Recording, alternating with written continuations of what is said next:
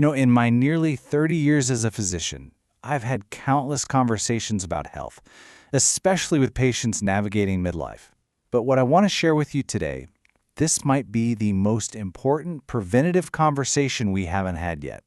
It all started for me with one piece of research that completely changed how I practice medicine. It was a study where researchers analyzed the gut bacteria of people with colorectal cancer and compared them to healthy folks. And the results were, well, they were staggering. The differences were so clear that the scientists could tell with incredible accuracy who had cancer just from a stool sample. And the question that just burrowed into my mind was, how many of these bacterial differences were there before the cancer ever took hold? So let's really get into this. Because if you're over the age of 50, I can tell you that your gut microbiome is changing right now in ways you absolutely cannot feel. It's like a slow, silent erosion of the very ecosystem your immune system relies on to spot and get rid of abnormal cells. Okay, so here's the fundamental principle you have to grasp. A whopping 70% of your entire immune system is located right there, in your gut.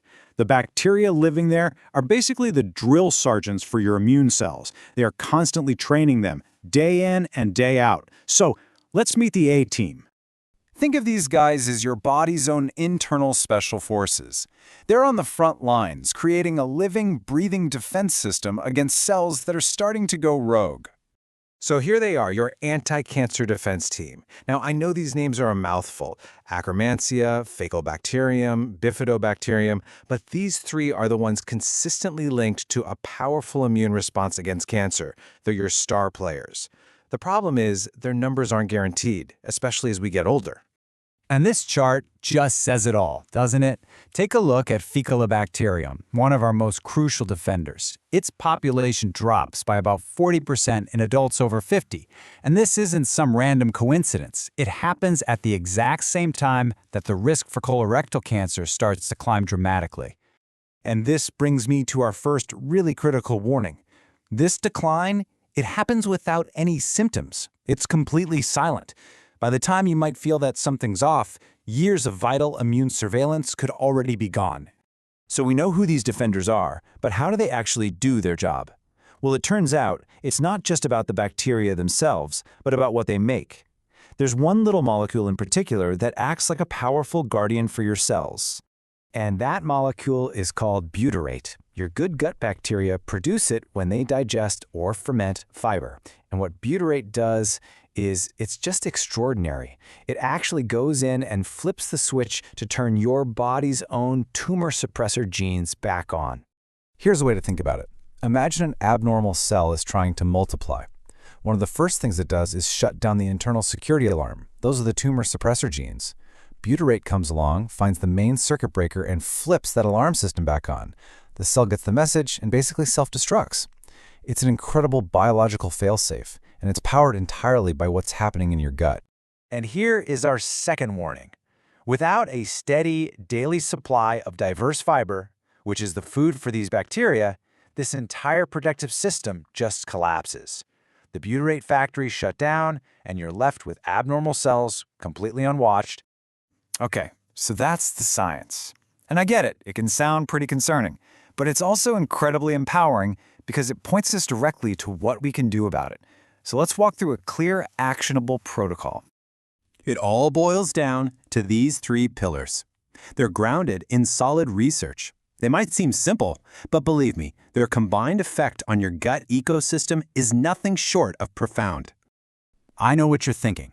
30 grams of fiber, that sounds like a mountain. But it's really not that bad when you break it down. Some oatmeal and flaxseed for breakfast, a cup of lentils for lunch, maybe some asparagus, or even a cooled potato with dinner, and you're there. Now the key is to go slow. Just add about 5 grams per week to let your system get used to it. All right, for step 3, I have to be blunt. There's no way to sugarcoat this. The evidence against processed meats, we're talking bacon, hot dogs, deli meats, it's not up for debate. The World Health Organization classifies them as a Group 1 carcinogen for colorectal cancer. That's the exact same evidence category as tobacco for lung cancer. It's that serious. And a final, really important warning for this section. Millions and millions of people over 50 take common acid-reducing drugs, like omeprazole, every single day. What many don't realize is that long-term use can wipe out microbial diversity almost as badly as a course of antibiotics. It is so important to talk to your doctor and ask, do I still truly need this? So, the big question is, does this protocol actually work in the real world? Well, I see it in my clinic every single day. The window to act is absolutely real, and you don't have to wait years to see a measurable biological difference. I always think of my patient Robert, a 63-year-old from Phoenix. He felt perfectly fine, but his brother's diagnosis had him worried. Sure enough, his tests came back and his fecal bacterium levels were in the bottom 15%, so we put him on the protocol. Just 3 months later, 3 months, his butyrate producers were way up, and his systemic inflammation had dropped by 40%. He literally changed his own biology. And listen, Robert's story isn't some miracle outlier. It lines up perfectly with what the American Institute for Cancer Research tells us. They estimate that 50 to 60% of colorectal cancer cases are linked to factors that are completely modifiable. This isn't about being stuck with your genes. It's about the power of your daily choices. If you take one thing away from our conversation today, please let it be this. Your microbiome is not your genetic destiny. It's a garden. It's an ecosystem that responds to how you tend to it, and it responds in weeks, not years. You have so much more control than you've likely been led to believe. Now, before we finish, I need to be absolutely crystal clear on this last point. What we've talked about today is for prevention. If you are experiencing any of these symptoms, blood in your stool, a change in your bowel habits for more than 2 weeks, unexplained weight loss, or persistent abdominal pain, those are not things to treat with diet. Those require an immediate call to your doctor. Please do not wait. So we started with a study that could find cancer in a stool sample, and we end here with this simple truth. Your gut is training your immune system every single day, whether you think about it or not. The only real question left is, are you giving it the right tools to do its job well?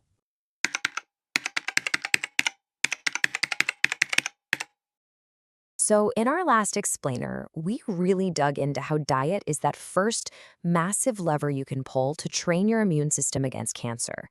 Well, today, we're grabbing the second lever, exercise. And trust me, the science behind this is so powerful, it absolutely deserves the same level of attention as what's on your plate. So let me just ask you this straight up. Is the exercise you're doing right now actually building up your body's defenses? Or could it be quietly tearing them down? Because, and this is so important, the answer is not as simple as just doing more. There is a sweet spot, a specific dose, a type, and an intensity that we have to get right. Okay, let's just dive right into the core finding that really kicked all of this off.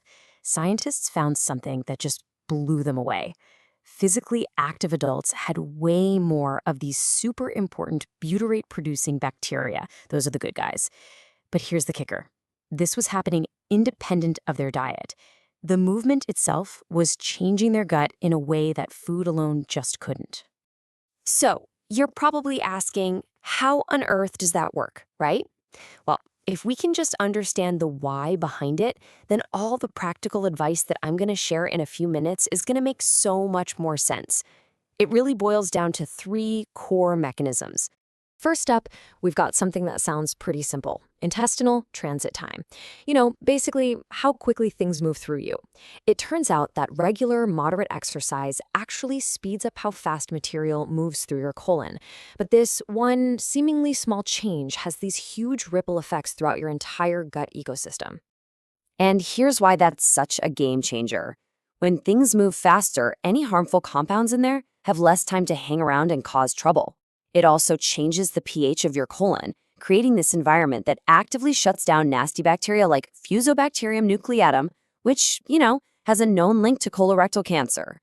And at the exact same time, it creates the perfect 5-star resort for all your protective bacteria to thrive. All right, let's get to the second mechanism. This one's a little more complex, but it's absolutely fascinating. It's called the myokine axis. And it's all about these incredible signaling molecules that your muscles release when you work out. Think of myokines as little messengers. When you exercise, your muscles send them out. They travel to your gut, and they act like a powerful fire extinguisher for inflammation. They cool down that chronic, low-grade fire that scientists call inflammaging, which is exactly the kind of environment that helps abnormal cells to survive and grow. So exercise literally changes the chemical climate in your gut, making it a place where awesome bacteria like Akkermansia and Bifidobacterium can really flourish. And that brings us perfectly to our third and final mechanism, the physical integrity of your gut barrier. See, we're not just talking about the chemical environment anymore. Exercise physically strengthens the actual wall of your intestines. And this creates this amazing positive feedback loop. It's beautiful, really. First, moderate exercise directly strengthens what are called tight junctions. They're like the little rivets that hold your intestinal cells together. A stronger wall then supports the growth of more Akkermansia bacteria. And what do? Well, they're responsible for regenerating the protective mucus layer of your gut, which in turn makes for an even healthier barrier and less inflammatory stuff leaking out into your system. It's a perfect cycle. Okay, now this next part is so important that I really need to slow down for a second. I really want you to hear this. It is not as simple as more exercise is always better. It's just not true. There is a danger zone. And getting this wrong isn't just neutral, it can actually do real harm. The relationship between how much you exercise and your gut health looks like what we call an inverted U-curve. You can see it right here. On one end, being sedentary. Yeah, not much benefit there. In the middle, you have moderate, consistent activity. That's the sweet spot. That's where you get peak benefit. But on the far end, extreme volumes, overtraining, that can actually have a negative effect, damaging the very systems you're trying to build up. And this isn't just a theory. We see this in studies of elite endurance athletes all the time. Chronic extreme exertion can cause what you might have heard of as leaky gut. In plain English, those tight junctions we just talked about, they actually loosen up. Now, if that just happens once in a while, it's fine. But if it happens over and over without enough recovery, you end up with more systemic inflammation, not less. It is a powerful, powerful argument for consistency over just raw volume. Okay, so what does the right plan actually look like, especially for adults in that 50 to 70 plus age range? Let's get really specific here because the science points to a very clear, very achievable protocol. All right, let's break this down because this is where the science becomes something you can actually do. First, aerobic exercise. We're talking 4 to 5 times a week for about 30 to 45 minutes. And the intensity is key. You should be able to talk, but not sing. That level is the sweet spot for improving that transit time and stimulating those anti-inflammatory signals. Then you have resistance training, just twice a week, making sure you hit all the major muscle groups until you're feeling that good fatigue in the last couple of reps. This is what really unleashes those cancer-fighting myokines. It's a critical part of the strategy, and believe me, it is never, ever too late to start. You know, theory is one thing, but let me make this real for you. I want to tell you about a patient of mine named Carol. She was 61, and her story just perfectly captures the power of getting this right. So Carol was already walking for 30 minutes every single day, which is fantastic, right? But when we looked at her microbiome panel, she had really low levels of key protective bacteria, and her inflammation markers were high. Her routine was consistent, but it was always the same, and it was missing that resistance training piece. So we switched it up. We added variety to her cardio, things like cycling and swimming, and we got her doing 2 strength sessions a week. The difference in just 6 months, well, it was staggering. And here's the number I want you to see. Her C-reactive protein. That's a key marker we use to measure inflammation all over the body. It dropped by 30%. 30%! I mean, that's an incredible biological shift. And she did it just by adjusting the type and the variety of her exercise. Lowering chronic inflammation is one of the single most important things you can do to reduce your cancer risk. So let's just zoom out for a second, because this isn't just about a workout routine. It's about building an integrated defense system where all your daily habits are working together in sync to make your body stronger. And remember, This is a system, not a checklist you just tick off. Variety in your movement is so key because it supports a wider range of microbes. Sleep? Well, that's just non-negotiable. Poor sleep throws your gut's natural rhythms all out of whack. And finally, please, adapt to your body. It's all about consistency, not about being a hero. The benefits are there whether you're doing water aerobics or chair-maced exercises. This is truly achievable for almost everyone. I want to leave you with one final powerful idea, a way to frame all of this. I want you to think of your gut as the primary training ground for your immune system. And if your gut is the training ground, then what you eat and how you move, they're not separate things. They are the curriculum. They are what you are teaching your immune system every single day. The curriculum you choose day in and day out is what determines how ready your immune system is going to be when it really matters. You now have the information to design that curriculum with real intention. So the only question left is, how will you write yours?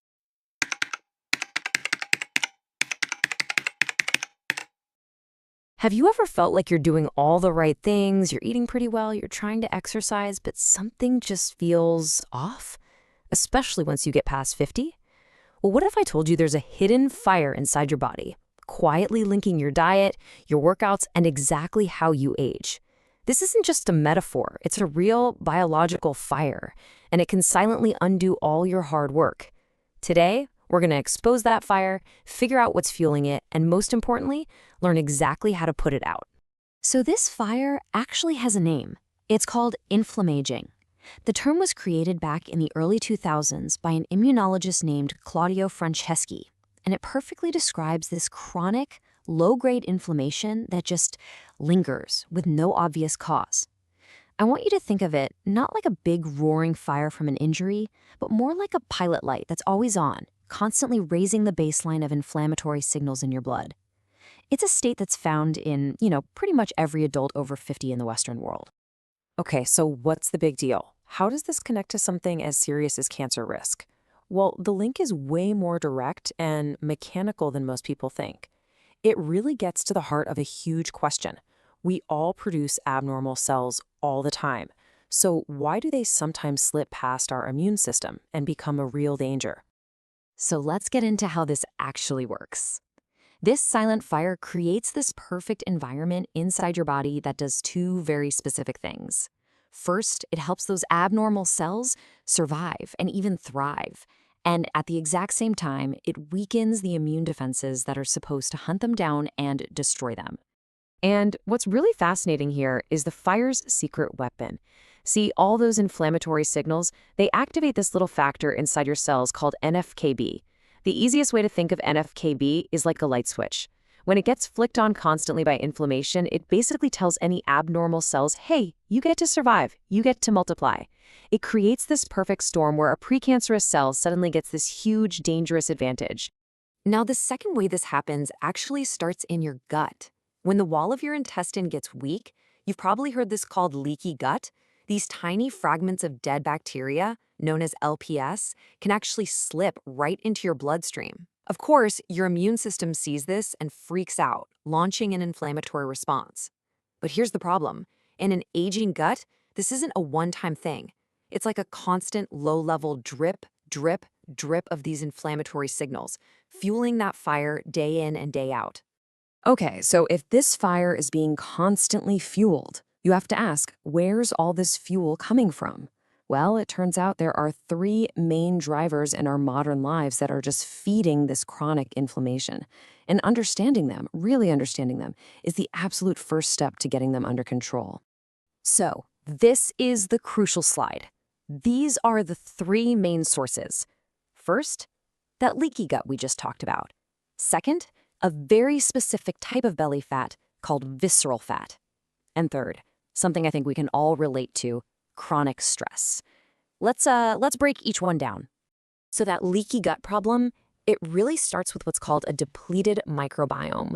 When you're missing some of the key good guy bacteria, like a specific one called Akkermansia, the protective mucus layer in your gut just starts to thin out. The seals between your gut cells get weak, and that makes it way, way easier for that inflammatory LPS to just sneak right on through. Now, driver number 2 is visceral fat. That's the really dangerous fat that's packed in and around your internal organs. And this is so important. This fat is not just sitting there, it's actually an active organ that is constantly pumping out the exact same inflammatory signals that fuel inflammation. It's like having a little inflammation factory right inside your own body. This is a huge reason why resistance training is so critical. It's the best tool we have to reduce it. And the third driver is chronic stress. When you're constantly stressed, your body is flooded with the hormone cortisol. But here's the paradox. Cortisol is supposed to reduce inflammation, but over time, your immune cells just get resistant to it. It's like they stop listening to the signal. And the result? A net increase in inflammation. And to make it all worse, cortisol also directly makes your gut leakier, which just amplifies that whole LPS problem we talked about. All right, that's the problem. And I know it sounds a little daunting, but the science also gives us a super clear, systematic way to fight back. We have a toolkit.